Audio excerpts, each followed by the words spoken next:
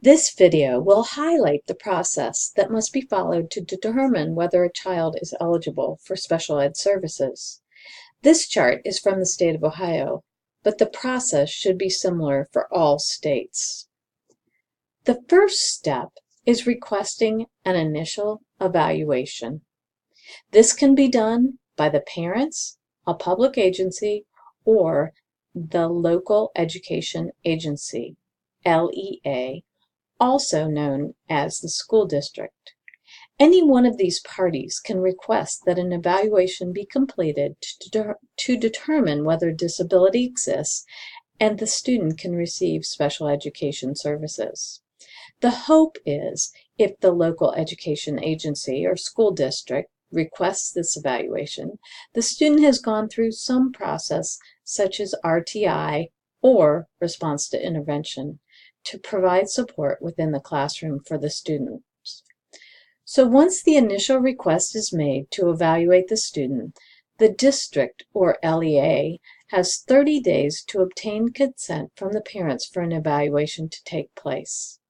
This parent consent will include a plan for evaluation. In other words, what areas are going to be assessed or tested. Once the parents consent to the evaluation, the student will go through a series of individual assessments. A team of professionals will come together to complete this series of evaluations or assessments. The psychologist will play a key role on this team.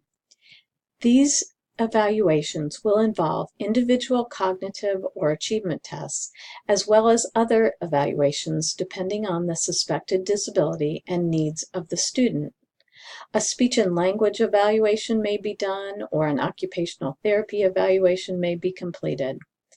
The general education teacher will also provide information from his or her observations and any academic data that he or she has as a part of the evaluation report. Once all of the team members have completed their evaluations, an evaluation team report, or ETR, will be shared. This process must be done 60 days from the time of parental consent has been given, or 90 days from the request for evaluation, whichever is sooner. When the ETR or evaluation report is shared, it will be determined whether the student is eligible to receive services for a disability or not. If the student is eligible for services, the team has 30 days to develop an individual education plan, or IEP, and have the IEP meeting.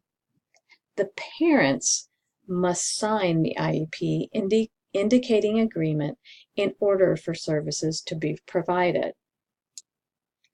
The IEP must be implemented within 30 days of the IEP meeting if the parents agree.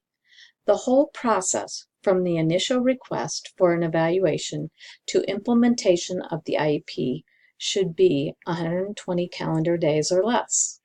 If the parents are not in agreement, there is a process that also needs to be followed.